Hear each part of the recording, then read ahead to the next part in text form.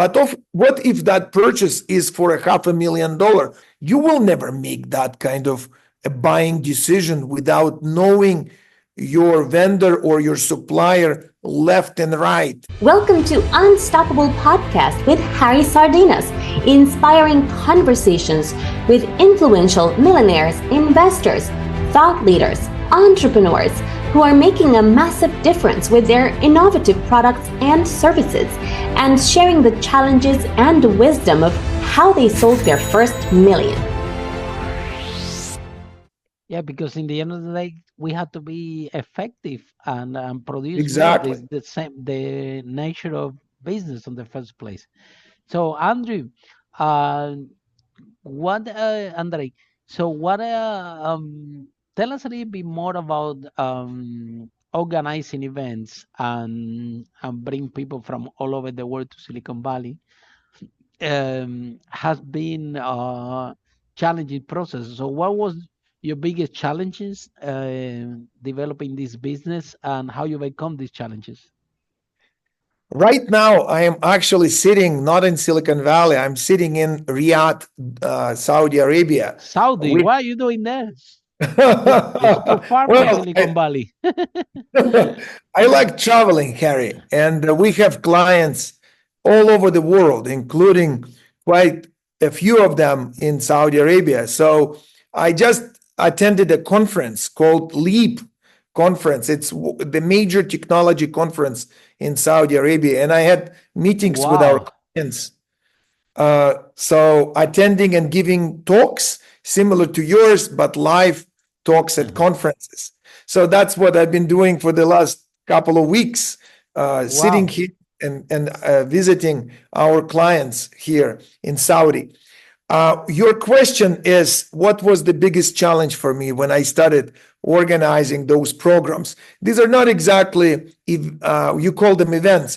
We call them immersion programs. You know, they have educational, deep educational value, because companies share their vision of the future. They share how they see the competitive landscape. They share lots of insights. They were very immersive, right? Immersive, exactly. We usually take our clients to the premises of our hosting companies. So you can also kind of get a taste of the innovation culture within every company, or I would say business culture, right? It's always interesting to visit a new company and look around and listen to what the leaders of that company can share about the way how they build this business and how they are moving it forward. So that's kind of what we do. The biggest challenge there was to, as I said, to find that connection between the needs of my clients and the value that would come from the hosting companies. Very often, those hosting companies would wanted to use our programs for selling their products, like a direct sales pitches, especially that I would often tell them that, you know, it's an opportunity for you to connect with our clients for the potential of future sales. So they would just go and directly start hitting our clients with the hard sales pitches. And that was a really bad idea, you know, because it would ruin my program.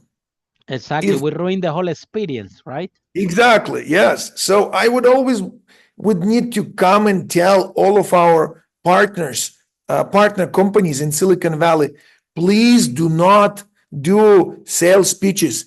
Tell them about your view, your vision. Your tell value. Them, build relationship first. Build the relationship. Tell them about your passion.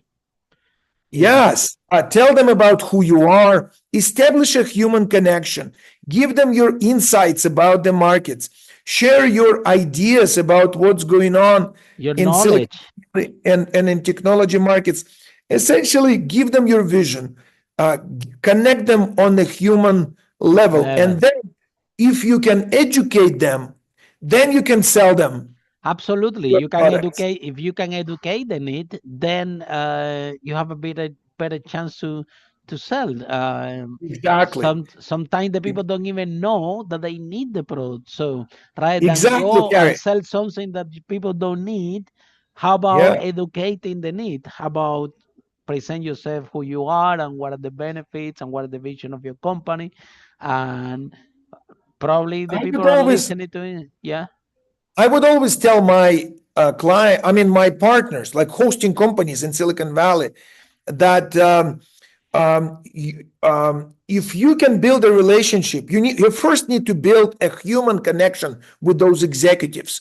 They have lots of choices for buying a product from somebody, and most of those executives, they have I would say, natural aversion to sales pitches, and it's not just executives. I think most people don't like when they're being directly sold something in a very kind of a direct manner, right? People You only buy from people that they like and they trust. So first they need to exactly. like you. They have to trust you. They need to know who you are, and then they will buy. And You there's just no hit it way on the that you nail. can. Yeah. You just hit it on the nail, Harry, by saying that first you need to build a trust with your potential client, especially in the context of B2B sales, right? Enterprise sales. Those potential clients, they need to feel that they can rely on you and your judgment about that, again, client and vendor fit, right? Kind of similar to product and market fit. When they understand that what you're doing is uniquely a good fit for their needs. And for that purpose, you first need to talk about who you are. You need to tell them about your company on the market, kind of educate them, give them a broader overview of why you are successful with your product and how it works. So just don't try to emphasize your product value right away. Try to give them a choice, right? A choice to trust you, a choice to develop a personal relationship with you. Maybe it's not that important for consumer products. If I'm buying a toothbrush, I don't need to talk to a salesperson or develop a personal relationship with the company or people who produce that toothbrush, right? Because these are small purchases. But what if that purchase is for $500,000 or $1 million or more, multiple $1 million, right? Or hundreds of $1 million? You will never make that kind of a buying decision without knowing your vendor or your supplier left and right, right? You would want to know who those people are, what's going to be a long-term value, and lots of questions that need to be answered before they sign a contract like that with you, right? Yeah. So that's what I think is important, that people often ignore. They think that they built something so important and so valuable. Follow us for more interviews with world's most influential, audacious entrepreneurs that overcame challenges and adversity, providing you with the blueprint of how they sold their first million so you can grow your business exponentially.